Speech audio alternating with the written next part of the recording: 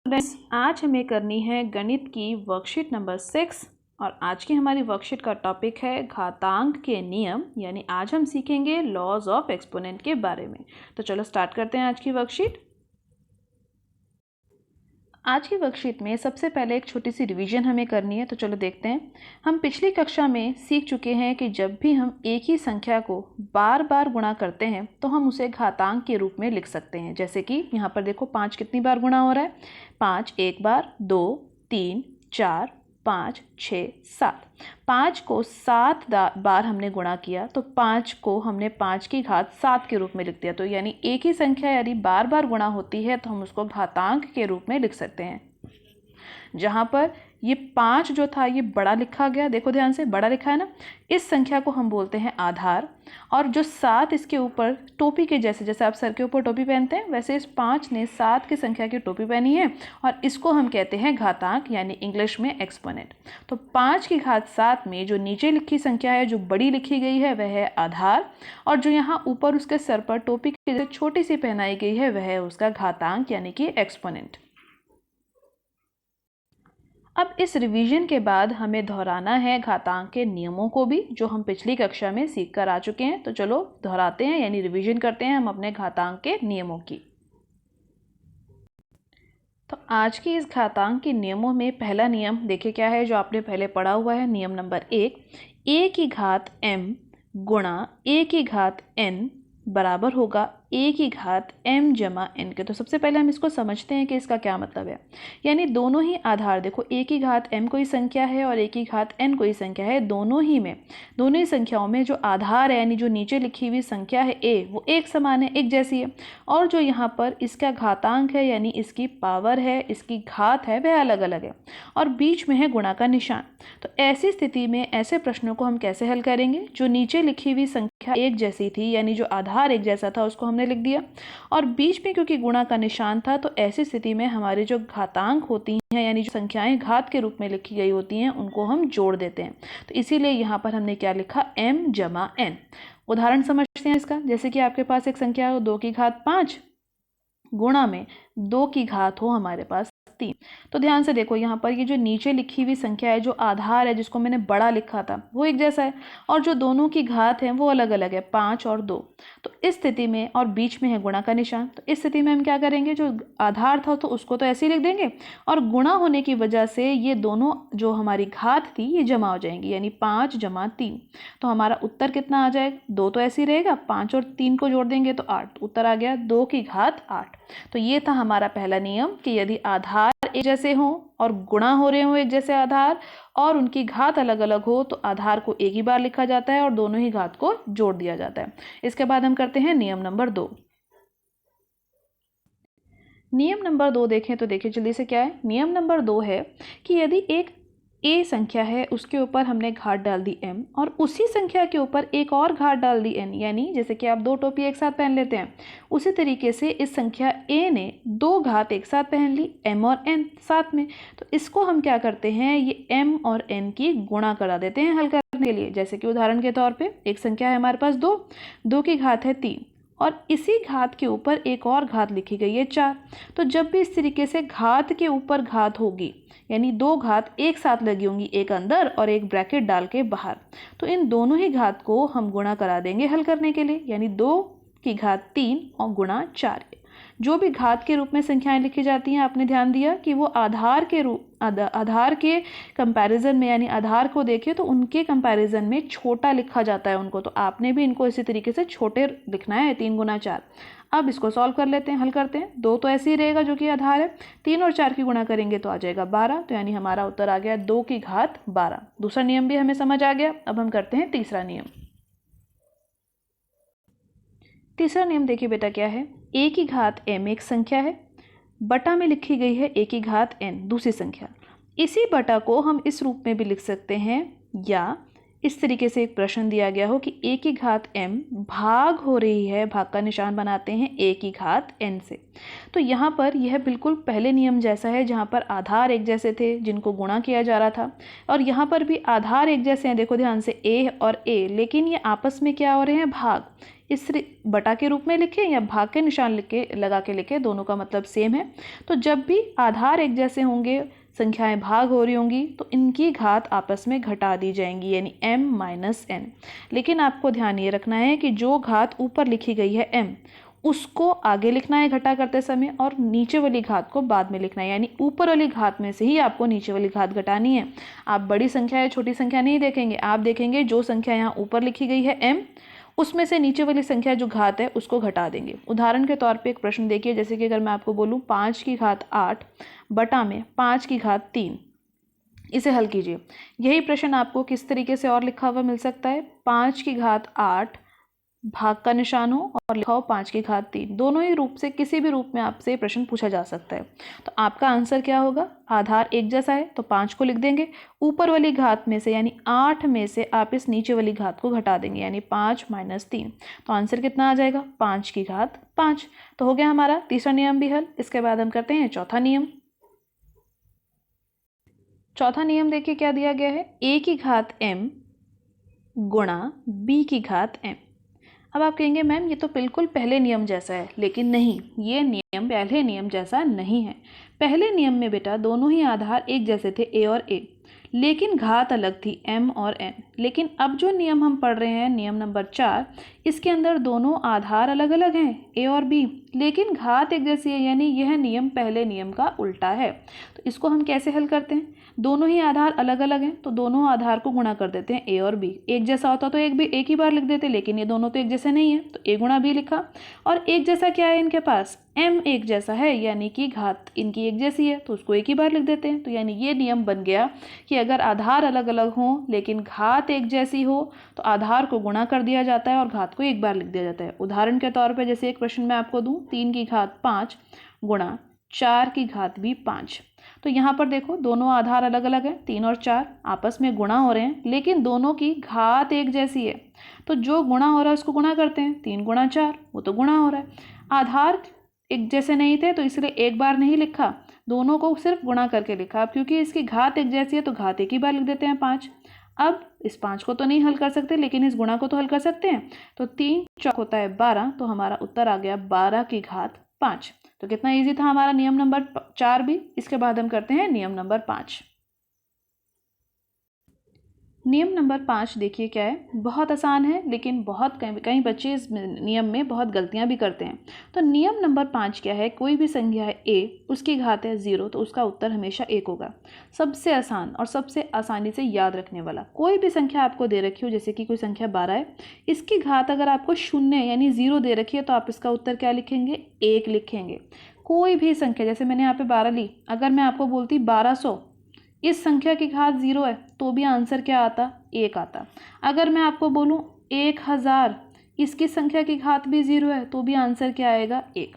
तो यानी कितनी ही बड़ी संख्या या कितनी ही छोटी संख्या क्यों ना हो, यदि उसकी घात 0 है यानी उसने 0 की टोपी पहनी है तो उत्तर क्या आएगा, हमेशा और हमेशा 1। तो ये हुए हमारे 5 नियम। इसके बाद हम करते हैं आगे की वर्कशीट। आगे हमें करना है नियम नंबर 6। तो चलो देखो नियम नंबर 6 क्या है, हमें दिया गया है a बटा a की घात n। अब इस घात n को जो नीचे लिखी गई है, एक बटा a की घात n, इस घात को नीचे की बजाय ऊपर लिखना हो या फिर इस घात को घटा के रूप में लिखना हो तो हम कैसे लिखेंगे, a की घात माइनस n। जो घात नीचे लिखी गई थी उसको ऊपर लाना हो तो वो घटा में लिख दी जाएगी। उदाहरण के तौर पे समझिए बेटा, जैसे कि आपको एक संख्या दे रखी हो 1 बटा 3 की घात 2, आपसे बोला जाए कि इस 3 की घात 2 को घटा के रूप में लिख के दिखाइए, तो आप क्या करेंगे, नीचे 3 था उसको ऊपर ले आएंगे और जो घात नीचे 2 लिखी गई थी उसको -2 कर देंगे। इसी का उल्टा भी आपसे पूछा जा सकता है, आपको दिया गया हो कि 5 की घात -3 है और आपसे बोला जाए कि इसकी घात को जो घटा में लिखी गई है ना, इसको जमा में बदल दो, यानी 5 की घात को जो माइनस में है, जो घटा में है, उसको जमा में बदलो, जैसे कि होता है। तो आप क्या करेंगे, आप इस 5 की घात 3 जो ऊपर लिखी गई है ना, इसको नीचे ले आएंगे, 5 की घात 3 कर देंगे और ऊपर क्या कर देंगे, 1। यानी इस 5 का उल्टा कर दिया हमने, 5 का उल्टा यानी 1 बटा 5, और जो घात माइनस में थी वो होगी जमा में। तो हो गया ना कितनी आसानी से ये प्रश्न भी हल। अब इसी प्रश्न को और थोड़ा सा हम एलैबोरेट करते हैं और थोड़ा सा समझाती हूँ मैं आपको कि हम इसको किस तरीके से प्रश्नों में हल करने के लिए सिद्ध करेंगे।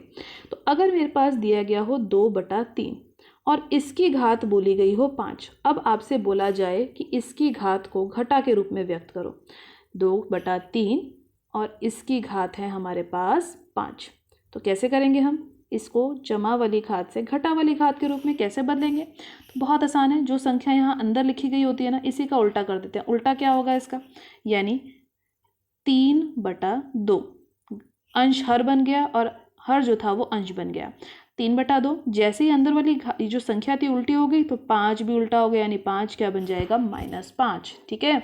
अब इसी तरीके से अगर आपको घटा के रूप में दी गई हो 4/3, इसकी घात दे रखी हो -6, तो आप इसकी घात को माइनस से प्लस वाली घात में कैसे बदलेंगे? बहुत आसान है, वही तरीका है, जो अंदर यहाँ संख्या लिखी गई है ना, इसका उल्टा कर देते हैं। उल्टा करने का मतलब 4/3 का क्या हो जाएगा, 3/4। जैसे ही अंदर वाली संख्या पलट गई तो ये जो हमारी घात थी -6, ये भी क्या बन जाएगी, सिर्फ और सिर्फ 6।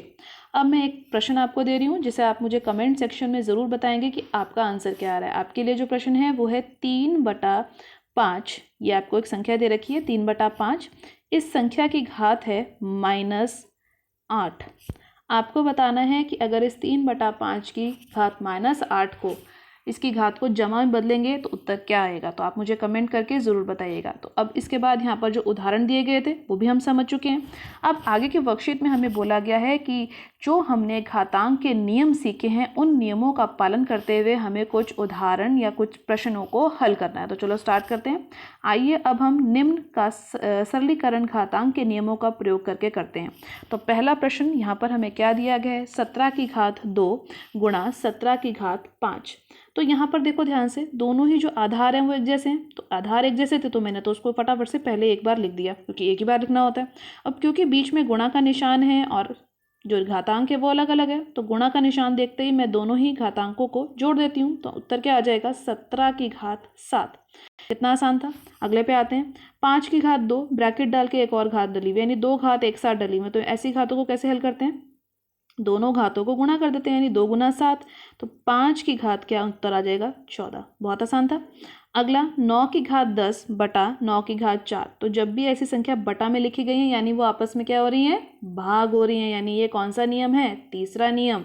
तो यहाँ पर हमें दोनों ही आधार देखने हैं एक जैसे हैं, 9 और 9 एक ही बार लिख दिया, यानी हमने 9 को, और दोनों ही जो हमारी घात है उनको घटा देना है। क्या ध्यान रखना था, मैंने आपको बताया था, ऊपर वाली घात में से नीचे वाली घात को घटाना है, यानी 10 में से 4 को घटाकर लिखना है। तो क्या उत्तर आ जाएगा, 9 की घात 6। आसानी से हल हो गया। अगला है 3 की घात 4 गुणा 5 की घात 4। अब कंफ्यूज नहीं होना, ये नियम नंबर 1 नहीं है, ये कौन सा नियम है, नियम नंबर 4, क्योंकि यहाँ पर आधार अलग अलग हैं।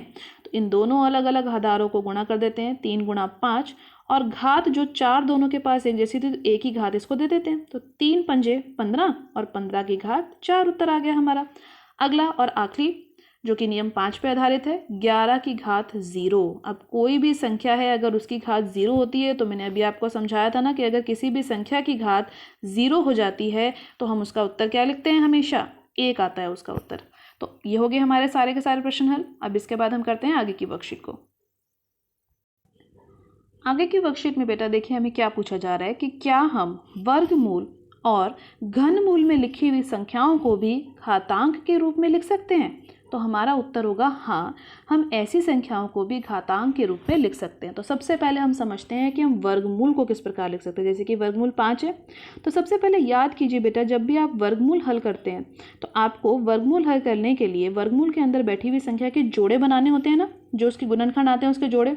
तो जोड़े बनाते समय हम 2-2 के जोड़े बनाते हैं। तो जब भी हम वर्गमूल को हटाकर उसका घातांकीय रूप लिखेंगे तो 5 की घात हो जाएगी 1/2। ये आपने याद रखना है। और इसी तरीके से जब हम घनमूल लिखना चाहें, अगर किसी संख्या का घनमूल क्या होता है, जहाँ पर हम 3-3 के जोड़े बनाते हैं, तो घनमूल लिखना चाहेंगे तो क्या हो जाएगा, 5 की घात 1/3। तो बस यही ध्यान रखना है हमने कि बाहर जो यहाँ पर संख्या लिखी गई है मूल के साथ, वर्गमूल का मतलब जहाँ पर 2-2 के जोड़े बनाए जाएं, घनमूल का मतलब जहाँ पर 3-3 के जोड़े बनाए जाएं। इसी तरीके से यदि आपको दे दिया जाए ये मूल है 5 का मूल, लेकिन कितनावां मूल, 7वां मूल, तो अगर यहाँ पर 7 लिखा हुआ आपको मिलेगा तो आप इसके घातांकीय रूप कैसे लिखेंगे, 5 लिखेंगे, और जो यहाँ पर बाहर इस तरीके से संख्या लिखी हुई है ना, उसको बटा में लिख देंगे, 1 बटा में, यानी 1/7। इसी तरीके से अगर 5 लिखा हो और यहाँ पर लिखा हुआ हो 9, तो आप इसको कैसे लिखेंगे, 5/9। कितना आसान है। अब एक क्वेश्चन मैं आपको दे रही हूँ, आप मुझे उसको कमेंट सेक्शन में ज़रूर बताइएगा कि यदि आपके पास 7 लिखा हुआ हो इस तरीके से मूल में और यहाँ 11 लिखा हो, तो आपका उत्तर क्या होगा, इसका आंसर आप मुझे कमेंट सेक्शन में ज़रूर बताइएगा। तो चलिए आते हैं दोबारा हम अपनी वर्कशीट पे कि क्या हम इसको लिख सकते हैं। तो हमने बोला हाँ हम लिख सकते हैं, और हमने समझ भी लिया कि हम किस प्रकार से लिख सकते हैं, यानी कैसे हम वर्गमूल 5 को 5/1/2 लिख सकते हैं और घनमूल 5 को घातांकीय रूप में 5/1/3 के रूप में लिख सकते हैं। तो इस तरह से बेटा हमने 2 नियम और सीख लेने हैं आज की वर्कशीट में, जो कि है नियम नंबर 7 और नियम नंबर 8। नियम नंबर 7 हम समझ चुके हैं, एक और मैं एग्जांपल से आपको समझा देती हूँ। जैसे कि अभी मैंने आपको बताया, अगर 8 लिखा गया हो और बाहर वर्गमूल के अगर यहाँ पर 5 लिखा गया हो, मूल के 5 लिखा गया हो, तो आप इसको कैसे लिखेंगे, 8 इसी तरीके से, और जो संख्या यहाँ 5 लिख के दी गई है वो 1/5 बन जाएगी। तो यही यहाँ पर है कि अगर किसी भी संख्या a का nवा मूल निकाला जाए तो उसको घातांकीय रूप में कैसे लिखेंगे, a⁴1/n के रूप में। अब इसी तरीके से अगला प्रश्न है। अब इस अगले प्रश्न में एक अंदर एक वर्गमूल मूल n है और बाहर एक m है, तो इसको कैसे हल करेंगे, अंदर वाला हिस्सा हम हल कर सकते हैं ना, a⁴1/n हो जाएगा, और बाहर एक m पहले से है। अब ध्यान दो, ये वाला आपने रूल तो पहले ही सीख लिया कि अगर घात के ऊपर घात हो तो कैसे हल की जाती है, 1/n गुणा हो जाएगा m से, तो उत्तर क्या आ जाएगा, a⁴m/n। यही हमारा उत्तर आ रहा है यहाँ पे इस नियम में। तो इसी प्रकार यदि आपको एक प्रश्न दिया गया हो जो कि इस प्रकार से है और बाहर भी एक घात डाल दी जाए, तो आप इसको कैसे हल करेंगे, सबसे पहले आप इस अंदर वाले हिस्से को हल करेंगे ना, तो 3 की घात क्या हो जाएगी, 1/4, क्योंकि हमने सीख लिया, और ये जो बाहर घात डली हुई थी वो बाहर ही रही। देखो यहाँ पर ध्यान से, सिर्फ ये अंदर वाला हिस्सा हल करके हमने ये लिख दिया। अब घात के ऊपर घात है तो कैसे हल करते हैं, 3 की घात 1/4 गुणा 3। अब इस 3 के नीचे कुछ नहीं है तो 1 लिख देंगे, तो हमारा उत्तर क्या आ गया, 3 की घात 3/4। तो हल हो गया हमारा। 8वें नियम से इस प्रश्न को भी हमने हल कर लिया। तो इन्हीं 8 के 8 नियमों को हमने अच्छे से याद रखना है, इनकी प्रैक्टिस करनी है, सबके कुछ ना कुछ उदाहरण, एक एक उदाहरण आप ज़रूर करेंगे सभी नियमों के, ताकि आपको ये नियम अच्छे से याद रह सकें। अब इन्हीं नियमों के आधार पे हमसे बोला गया है कि हम कुछ संख्याओं को घातांकीय रूप में लिखकर दिखाएं। तो चलो स्टार्ट करते हैं, कैसे हम इसको लिख सकते हैं। पहला प्रश्न है वर्गमूल 7, क्योंकि यहाँ पर कोई संख्या नहीं लिखी गई है तो हम इसको वर्गमूल मान रहे हैं, वर्गमूल है ये, तो 7 इसी प्रकार लिख देंगे, और वर्गमूल का मतलब कितना हो जाती है घात, 1/2। Very good. अगला है 3, यहाँ लिखा गया है मूल के साथ, तो यानी ये कौन सा मूल है, घनमूल। तो इसको कैसे हल करते हैं, 11 ऐसे कैसे ही लिख देंगे, और घात कितनी हो जाएगी घनमूल के लिए, 1/3। अगला देखो, अंदर तो एक वर्गमूल है लेकिन बाहर एक 3 लिखा हुआ है, तो पहले इस वर्गमूल को हल कर लेते हैं। तो ये क्या हो जाएगा, 5 की घात 1/2, 5 की घात 1/2 हो जाएगा, और एक घात हमारे पास बाहर भी लिखी हुई हमें मिली है, तो 5 की घात 1/2 तो अंदर वाला हिस्सा हो गया हल करके, ये जो अंदर वाला हिस्सा था, और ये जो बाहर 3 लिखा हुआ था वो बाहर ही रहा इस तरीके से। तो अब घात के ऊपर एक घात बन गई, तो इसको कैसे हल करते हैं, दोनों घात को गुणा कर देते हैं। तो कर देते हैं फटाफट से गुणा, 1/2 गुणा 3, तो उत्तर क्या आ जाएगा, 5 की घात 3/2। अब आपको अच्छे से समझ आ गया होगा कि कैसे हम इन प्रश्नों को हल कर रहे हैं। अगला प्रश्न 13 लिखा गया है और उसका कौन सा है, घनमूल। तो 13 की घात कितनी हो जाएगी, घनमूल हल करेंगे तो 1/3, और क्योंकि ये घात यहाँ 5 बाहर भी लिखी थी वो बाहर की बाहर लिख देते हैं। तो इन दोनों को गुणा करेंगे तो क्या बन जाएगा, 5/3, क्योंकि 5 ऊपर आ जाएगा 3 नीचे, जैसे कि हमने इस वाले प्रश्न में हल किया था। तो कितने आसान थे ये उदाहरण। अब हम करते हैं आगे की वर्कशीट को। आज की हमारी आगे की वर्कशीट में हमें बोला गया है कि हम किस प्रकार से 4 की घात 3/2 को 2 विधियों प्रकार या 2 विधियों से इसको सरल कर सकते हैं, ये हमें सिखाया गया है। इसके सरल करने के ये 2 तरीके सिखाए गए हैं। इसके बाद मैं आपको एक तीसरा तरीका भी, आसान तरीका भी सिखाऊंगी। तो पहले हम इन 2 तरीकों को समझ लेते हैं जो इस वर्कशीट पे दिए गए हैं, फिर हम उस तीसरे तरीके को समझेंगे जो हम इसके बाद सीखेंगे। तो पहला तरीका देखें क्या दिया गया है, 4 की घात आपको 3/2 दी गई है। इस 4 की घात 3/2 को हम किस प्रकार से लिख सकते हैं, पहले हम वो समझते हैं। हमने इस 3/2 को तोड़ के लिख लिया। हमने क्या करा, हमने इसको 1/2 को अलग कर दिया और 3 को अलग कर दिया। इस 3/2 में से। तो हमारे पास क्या आ गया, 4 की घात 1/2 और गुणा 3। अब इसके बाद हमने क्या करा, 4 की घात 1/2 को तो इसके साथ ले लिया और जो एक और घात बची थी ना उसको इस तरीके से लिख दिया, क्योंकि घात के ऊपर घात होती है तभी वो दोनों आपस में गुणा होती है ना, तो वही रूल हमने यहाँ पे अप्लाई कर दिया। अब इसके बाद हमने देखा कि 4 की घात 1/2 है, तो अभी हमने पढ़ा था कि अगर 4 की घात 1/2 है तो यानी ये क्या है, वर्गमूल 4। और हमें पता है 4 की घात 1/2 का मतलब 4 को हम कैसे लिख सकते हैं, 2 की घात 2 के रूप में, क्योंकि 4 जो है 2 गुना 2 होता है।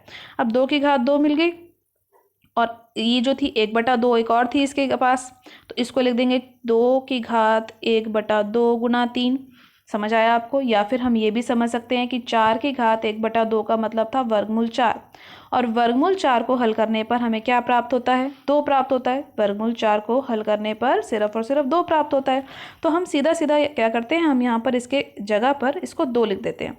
जो हमारा यहाँ पर ये 1/2 था ना घात, 4 की घात 1/2, इसका उत्तर हमारा सीधा सीधा 2 आ गया, क्योंकि ये जो वर्गमूल 4 है इसका उत्तर 2 होता है। और क्या बचा उसके बाद, घात 3 बची, तो 2 की घात 3 का क्या मतलब है, 2 गुना 2 गुना 2, जिसका उत्तर आ गया 8। तो देखो इसी तरीके से यहाँ पर 8 दिया गया ना हमें। तो ये तो था हमारा पहला तरीका, यानी पहली विधि इसको हल करने की। दूसरी विधि भी हम समझ लेते हैं कि हमें क्या किस प्रकार हल करनी है। दूसरी विधि में भी जो 4 की घात 3/2 हमें दिया गया है, इसको हमने तोड़ के लिख लिया। अब की बार हमने क्या करा, 4 की घात 3 को अलग रहने दिया और 1/2 को अलग रहने दिया। अब 4 की घात 3 हमने एक ब्रैकेट में ले ली और बाहर हमने लिख दिया 1/2, क्योंकि घात के ऊपर घात है तो तभी ये इस तरीके से हल हो पाएगी ना, जैसे अभी हमने करी है। अब 4 की घात 3 हल कर लिया। 4 की घात 3 का क्या अर्थ है, 4 को 3 बार गुना करना, 4 गुना 4 गुना 4, तो ये कितना हो जाएगा 64, क्योंकि 4 चौक 16 और 16 चौके 64। अब 64 की घात 1/2 बचा। अब 64 की घात 1/2 का क्या अर्थ है कि कोई संख्या ऐसी होगी ज़रूर जिसको 2 बार गुणा किया जाए तो 64 आ जाए, जो कि क्या होती है 8।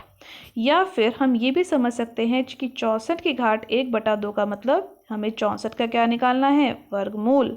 तो 64 का वर्गमूल तो हमें सभी को पता है 8 होता है, क्योंकि 8 8 64, तो यानी 8 आ जाएगा हमारा फाइनल आंसर, क्योंकि इसका 1/2 की घात का मतलब है वर्गमूल 64, जिसका उत्तर होता है 8। तो दोनों ही तरीके से देखो हमारा आंसर कितना आ रहा है, 8। तो ये तो थी 2 विधियां जो हमें आज की वर्कशीट में दी गई थी। अब मैं आपको समझाती हूँ एक और तीसरी विधि जो बहुत आसान है और जो आप बहुत से और प्रश्नों को हल करने में भी सिद्ध करने में भी अप्लाई कर पाएंगे, उसको कर पाएंगे, जो कि एनसीईआरटी में प्रश्न दिए गए हैं। तो चलो स्टार्ट करते हैं उस विधि को, तीसरी विधि को। तो तीसरी विधि देखिए बेटा क्या है, बहुत आसान और बहुत ही अच्छी विधि है, जिससे कि आप बहुत आसानी से प्रश्नों को हल कर पाएंगे। तो जब भी आपके पास इस तरीके का प्रश्न हो 4 की घात 3/2 के जैसा, जहाँ पर आपको इस प्रश्न को हल करना हो या सरल करना हो, तो हम क्या करते हैं, जो हमें प्रश्न दिया गया है उसमें आधार को देखते हैं। जैसे कि यहाँ पर आधार 4 है, इस आधार के गुणनखंड निकाल लेते हैं। 4 के गुणनखंड निकालने आप सभी को आते हैं ना इस प्रकार से। 4 किसके पहाड़े में आता है, 2 के पहाड़े में। कहाँ पर आता है, 2 पर। फिर 2 के पहाड़े से करेंगे इस 2 को हल, तो कितना आ जाएगा 1। तो यानी 4 के गुणनफल कितने आगे, गुणनखंड कितने आगे, 2 और 2। तो इस 4 की जगह पर मैं यहाँ पे लिख देती हूँ 2 गुणा 2, और जो घात बाहर डली हुई थी उस घात को वहीं बाहर डाले रखती हूँ 3/2। अब इस 4 की जगह पर देखो मैंने यहाँ पर क्या लिख दिया, 2 गुना 2। 2 कितनी बार गुणा करके लिखा, 2 बार। तो इस 2 की घात को 2 कर देती हूँ, फिर एक ब्रैकेट बनाती हूँ और जो बाहर वाली घात थी वो फिर से वहीं लिख देती हूँ। तो मैंने सिर्फ क्या किया, इस 4 को हल करा, यानी जो इसका आधार था ना सिर्फ इसी को मैंने हल कर लिया। पहले 2 गुना 2 करा, किस प्रकार करा वो आपको समझ आ गया, क्योंकि 2 बार गुना हो रहा था इसलिए मैंने इसको 2 की घात 2 कर दिया। अब ध्यान से देखो, एक घात अंदर है एक बाहर है, घात के ऊपर घात है, यानी 2 टोपी साथ में पहन ली। तो दोनों टोपियों को यानी दोनों घातों को क्या कर देंगे, गुणा कर देंगे। तो 2 गुना 3/2 ये हमारा घातांक का नियम है।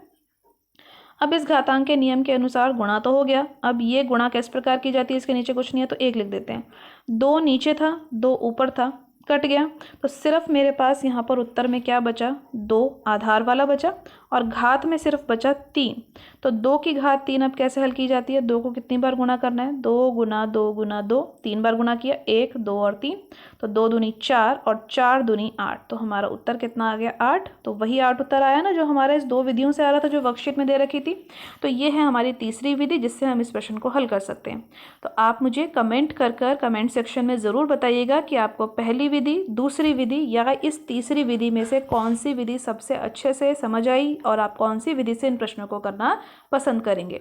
जो भी विधि आपको अच्छे से समझ आई है आप इस प्रकार के प्रश्नों को उसी से हल कीजिएगा। चलो अब करते हैं आगे की वर्कशीट। अब आगे की वर्कशीट में हमें कुछ और सवाल दिए गए हैं जिसे घातांकों के नियम का प्रयोग करते हुए हमें हल करना है। कुछ उदाहरण दिए गए हैं जो कि हल किए गए हैं पहले से ही। इन उदाहरणों को भी आप अपनी कॉपी में ज़रूर प्रैक्टिस करेंगे। तो चलो स्टार्ट करते हैं पहले उदाहरण से। क्या है पहला उदाहरण? 2 की घात 2/3 गुणा 2 की घात 1/3। तो दोनों ही आधार एक जैसे हैं, दोनों की घातें क्या हो जाएंगी? आपस में जमा हो जाएंगी क्योंकि दोनों गुणा हो रहे थे। 2/3 जमा 1/3। अब जब हमने इस घातांकों को जोड़ा तो हमने देखा कि ये घातांकों का जो हर है यानी नीचे की संख्या है वो एक समान है। तो जब भी हम ऐसे भिन्नों को जोड़ते हैं जिनका जो हर है वो एक जैसा होता है, यानी नीचे की संख्या एक जैसी होती है, तो उनको जोड़ा नहीं जाता, उनको सिर्फ लिख दिया जाता है 3। जोड़ा सिर्फ हमेशा ऊपर वाली संख्याओं को जाता है। तो 2 और 1 जोड़ेंगे तो कितना हो जाएगा? 3। तो 2 की घात 3/3 उत्तर आ गया। अब दोनों ही 3 कट जाएंगे, बन जाएगा 1। तो हमारा उत्तर कितना आ जाएगा? 2 की घात 1, यानी हमारा फाइनल आंसर आ गया 2। तो पहला उदाहरण हल हो गया। दूसरा उदाहरण हल करते हैं। दूसरे उदाहरण में देखो 3 की घात 1/5 और एक घात है बाहर। तो घात के ऊपर घात डली हुई है, यानी इसको कैसे हल करना है? 3 की घात 1/5 को गुणा कर देना है 4 से। अब 4 के नीचे कुछ नहीं है तो 1 हो जाएगा। अब गुणा करते समय भी हमें ध्यान रखना है ऊपर की संख्या की गुणा ऊपर से, नीचे की संख्या की गुणा नीचे से। तो 3 की घात 4/5 हमारा उत्तर आ जाएगा। तो हो गया हमारा दूसरा उदाहरण भी हल। तीसरे उदाहरण पर आते हैं। तीसरे उदाहरण में दिया गया है 7 की घात 1/5 और 7 की घात 1/3। अब क्योंकि ये बटा के रूप में लिखे गए हैं यानी ये भाग हो रहे हैं, आधार एक जैसा है, तो आधार को एक ही बार लिखेंगे 7 और घटा लेंगे इनकी घातों को, यानी 1/5 जो ऊपर घात लिखी है उसी में से नीचे वाली घात घटानी है। याद रखना है 1/5 माइनस 1/3। लेकिन आप कहेंगे मैम यहाँ तो प्रॉब्लम है, 1/5 माइनस 1/3 करना है, यानी नीचे की संख्या एक जैसी नहीं है।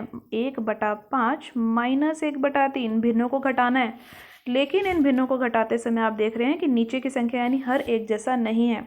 तो जिन बच्चों को याद नहीं है इसको कैसे हल करते हैं, रिवाइज कर लेंगे। मैं रिवाइज करवा रही हूँ। इसको हल करने का क्या तरीका होता है? एक लंबी लाइन डालते हैं, नीचे जो संख्याएं लिखी गई हैं उनको नीचे गुणा कर देते हैं, यानी 5 गुणा 3 कर देते हैं। ठीक है, इतना आप कर सकते हैं।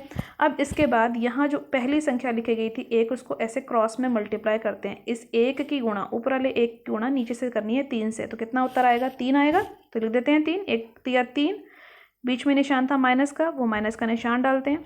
अब इसके बाद नीचे अगली संख्या है ऊपर 1, उस 1 की गुणा करते हैं इस 5 के साथ। तो 1 पंजे 5, तो उस 5 को लिख देते हैं यहाँ पे। क्लियर हुआ? समझ आया? अब देखो ध्यान से, नीचे क्या हो रहा था? 5 तिया 15, तो नीचे की संख्या लिख देते हैं 15। ऊपर 3 माइनस 5, बीच में घटा का निशान है ना, तो करनी तो घटा ही है। 5 में से 3 घटाया तो कितना आएगा? 2। लेकिन क्योंकि 5 बड़ा है उसकी बात मानी जाएगी, उसका माइनस का चिन्ह उत्तर में ज़रूर आएगा। तो आंसर क्या आ गया? -2/15। तो देखो ध्यान से, यहाँ पर हमारा आंसर कितना आ जाएगा? 7 की घात -2/15। यही घटाकर देखो यहाँ पर भी उत्तर आ रहा है। तो ये घटा आपने बहुत ध्यान से करनी है। जहाँ पर हमारे जो भिन्न हमें मिलते हैं घटा के रूप में, उनका अगर हर एक जैसा ना हो, नीचे की संख्या एक जैसी ना हो, तो उनको बहुत ध्यान से इस प्रकार से आपने हल करना है। ठीक है, अब हम करते हैं अगला उदाहरण, उदाहरण नंबर 4। अगले उदाहरण में ध्यान से देखिए क्या दे रखा है और क्या हल करना है। 13 की घात 1/5 गुणा 5 की घात 1/5। आधार एक जैसे नहीं है, तो दोनों आधारों को साथ में गुणा करके लिख दिया, 13 गुणा 5।